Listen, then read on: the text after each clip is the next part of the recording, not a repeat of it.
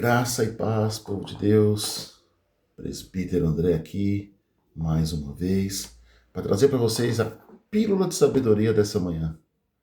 O tema dessa manhã é: não foi falta de sabedoria, quando os desejos assumem o controle do coração.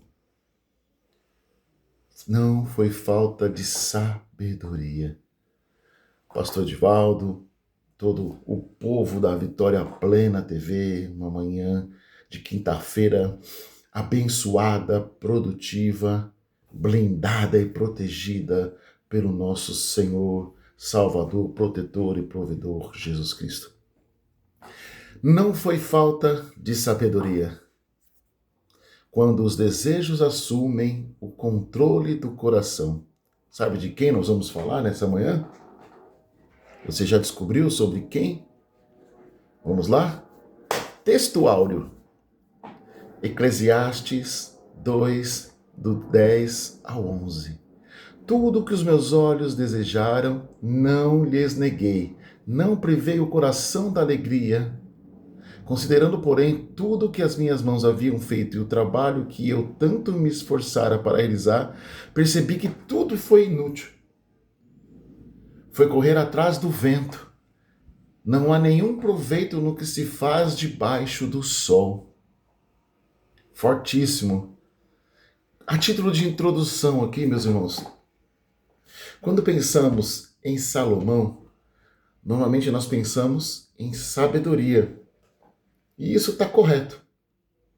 A Bíblia apresenta-o como um dos homens mais sábios que já existiram. Porque, além de sabedoria, ele possuía conhecimento, influência, poder, prestígio, recursos financeiros praticamente ilimitados. Se alguém pudesse afirmar que tinha tudo para ser plenamente satisfeito, esse alguém era Salomão.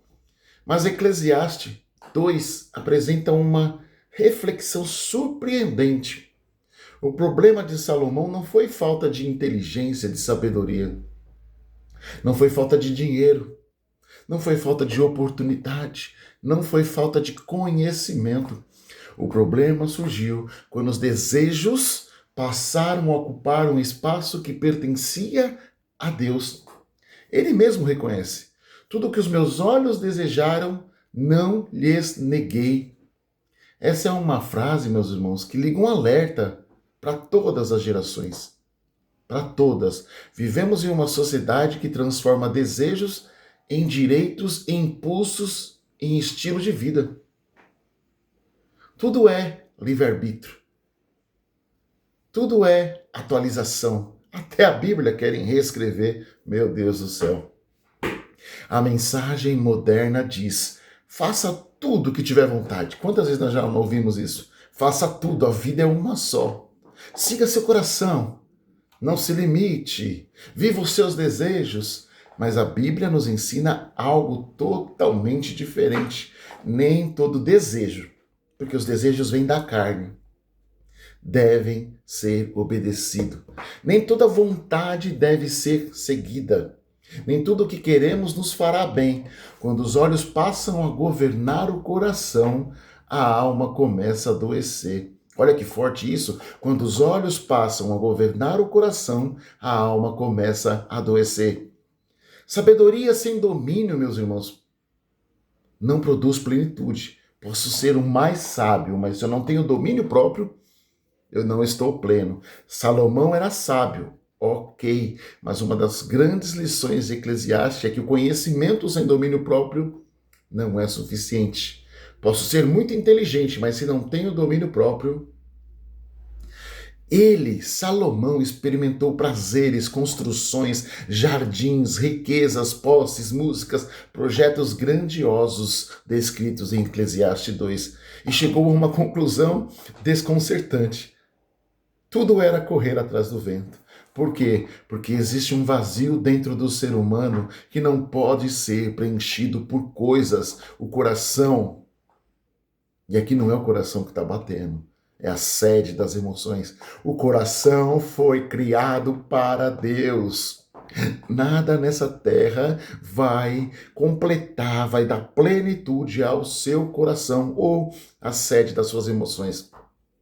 Por isso, meus irmãos, em Marcos 8,36, Jesus declarou: de que adianta o homem ganhar o mundo inteiro e perder a sua alma? Oh, aleluia!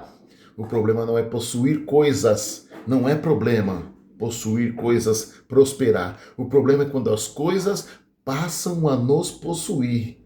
Pegou? O problema não está em acumular. Que embora eu acho que acumular é desperdício, eu acho que necessitamos ser prósperos. Usar o que eu possuo para fazer algo nessa terra. Então o problema não é possuir coisas. A questão é quando as coisas nos possuem. O desejo é um ótimo servo. O desejo aqui podemos chamar de riquezas e todas essas coisas que existem nessa terra. Ele é um ótimo servo, mas jamais será um excelente Senhor. Deus criou desejos legítimos, desejos de crescer, desejos de construir uma família, desejo de prosperar, desejo de realizar sonhos, desejo de desfrutar bênçãos. Nada disso é pecado, meus irmãos. Assim como criticam a teoria da prosperidade, há também a teoria da miséria. Os mais miseráveis vieram nessa terra para ser o mais sofredor em todas as áreas.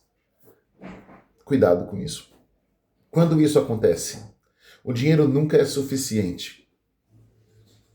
O reconhecimento nunca é suficiente. O prazer nunca é suficiente. As conquistas nunca são suficientes. Quanto mais a pessoa recebe, mais ela sente que precisa de algo novo. Salomão descobriu isso na prática. Porque o problema não estava do lado de fora. O problema estava do lado de dentro. A maior prisão não é o que falta, e sim o excesso. Algumas pessoas acreditam que os maiores perigos da vida surgem na escassez. Mas muitas das vezes os maiores perigos surgem na abundância. Na escassez aprendemos dependência. Na abundância somos tentados a acreditar que não precisamos mais de Deus. É por isso que muitos fracassam, não quando não tem nada, mas quando conquistam tudo. O excesso sem propósito frequentemente produz vazio. Nem tudo que alimenta os olhos, meus irmãos, alimenta a alma. Essa é uma das maiores lições de Eclesiastes. Os olhos possuem desejos, mas a alma possui necessidades. Os olhos desejam consumo, a alma deseja propósito. Os olhos desejam prazer, a alma deseja significado. Os olhos desejam reconhecimento, a alma deseja pertencimento. Oh, glória! Os olhos desejam aplausos.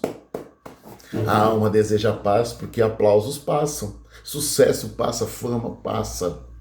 É tudo temporário nessa terra. Por isso, tantas pessoas aparentemente bem-sucedidas continuam infelizes, porque alimentam os olhos e esquecem da alma. O problema atual é o mesmo de Salomão. Hoje somos bombardeados por estímulos, produtos, comparações, desejos, distrações, consumos e mais consumos. As redes sociais ampliaram tudo isso. Passamos a acreditar que a felicidade se limita a possuir, viajar, conquistar ou impressionar. Mas a Bíblia continua ensinando que a paz não é resultado daquilo que temos, é resultado de quem governa o meu coração. Como isso afeta as áreas da vida, meus irmãos? Na vida espiritual, quando os desejos ocupam o centro, Deus passa para a periferia da vida. A comunhão enfraquece e o espírito perde sensibilidade. Nas emoções e sentimentos, uma vida governada por impulsos produz ansiedade. A pessoa sempre acredita que falta algo para ela ser feliz.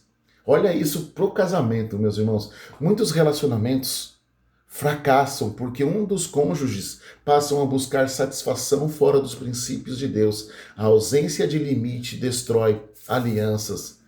Nas finanças, desejos sem controles produzem dívidas, consumismo e insatisfação constante. Quanto à saúde física e mental, impulsos sem disciplina afetam o corpo, a mente e as emoções. A alma paga a conta quando os desejos assumem o comando. O contraste aqui entre Salomão e Jesus, Salomão declarou: tudo que os meus olhos desejaram, não lhes neguei. Jesus no deserto fez exatamente o oposto. Satanás apresentou desejos legítimos: pão, poder, reconhecimento. E Cristo respondeu, aleluia, em Marcos 4:4. Até me arrepiei aqui, oh glória. Nem só de pão viverá o homem. Salomão experimentou tudo para descobrir que não era suficiente. Jesus mostrou que o Pai já era suficiente. É aqui que está a diferença. A sabedoria humana busca satisfação nas coisas. A sabedoria divina encontra satisfação em Deus. Dicas rápidas aqui para vencer nesse cenário. Número 1, disciplina. Aprenda a dizer não a si mesmo. A maturidade começa quando deixamos de ser governados pelos nossos impulsos. Nem toda vontade precisa ser atendida e nem todo desejo precisa ser alimentado. Domínio próprio é uma das maiores demonstrações de crescimento espiritual. Número 2, obediência. Submeta seus desejos à palavra. Antes de perguntar, eu quero, pergunte, isso agrada a Deus? A obediência protege o nosso coração de escolhas que trazem e que podem constituir em problemas futuros. Número 3, espiritualidade. Alimente a sua alma mais do que os seus olhos. Invista em tempo em oração, Bíblia, presença de Deus, comunhão em Cristo. Quando a alma está cheia de Deus, os desejos deixam de governar a sua vida. Concluindo aqui, Eclesiastes 2 não é a história de um homem sem recursos. É a história de um homem que teve acesso a quase tudo que descobriu, mas que nada substituiu Deus. Salomão nos deixa uma advertência poderosa. Não foi falta de sabedoria, porque ele era o homem mais sábio naquele presente momento. Então, não foi falta de sabedoria, foi falta de limite. Foi permitir que os desejos ocupassem o lugar do propósito. Foi deixar os olhos governarem o coração. O problema nunca foi a conquista. O problema foi esperar a conquista. O problema foi esperar as conquistas daquilo que somente Deus poderia oferecer. Ele adquiriu todas as coisas que os olhos viram, mas nada daquilo o satisfez. Não foi falta de sabedoria. Não foi falta de sabedoria, entenda isso. O homem mais sábio não se atentou à questão dos olhos, o poder da influência que os olhos têm aos nossos corações. Se os seus olhos forem bons, quanta luz haverá dentro de você. Porém, se os seus olhos forem trevas, quão grandes serão as trevas dentro de você? Um abismo puxa outro abismo. Eu começo olhando uma coisa que desagrada a Deus, meus olhos se apaixonam por aquilo, e isso vai produzindo abismo em cima de abismo, abismo, abismo, abismo, até a queda final. Palavra final para encerrar. Talvez hoje você esteja buscando algo que acredita que trará realização definitiva. Sabe isso que você está buscando e acredita que é de Deus, mas nunca acontece? E quando acontecer, pode ser que isso te corrompa ou te leve a um pensamento similar ao de Salomão? Talvez hoje você esteja nessa situação. Uma conquista, um bem material, uma promoção, uma experiência, mas a pergunta de Eclesiastes continua ecoando. E depois? E depois que tudo isso chegar à sua vida? Porque aquilo que os olhos desejam pode trazer satisfação. Sim, vírgula, porém, temporária. Mas somente Cristo pode trazer plenitude permanente. No fim da jornada, a maior riqueza não será aquilo que acumulamos. Escute bem, a maior riqueza, aleluia, não é aquilo que acumulamos. A maior riqueza será a intimidade que nós desenvolvemos com Deus.